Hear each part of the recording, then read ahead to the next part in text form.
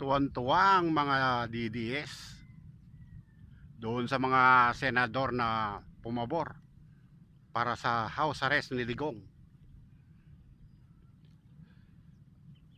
Ano bang senador ba talaga kayo?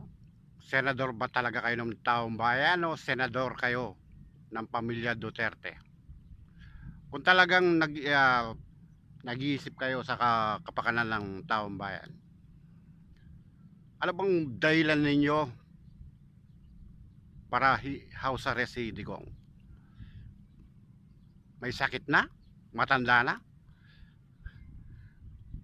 Ang daming nakakulong dito sa ating bansa na matatanda na, nagkakasakit at doon na namamatay sa kulungan, sa katandaan at sa mga sakit. Naisip nyo ba yan? Ha? Ano? Natakot ba kayo sa pagbisita ni Sara Lustay dyan sa Senado?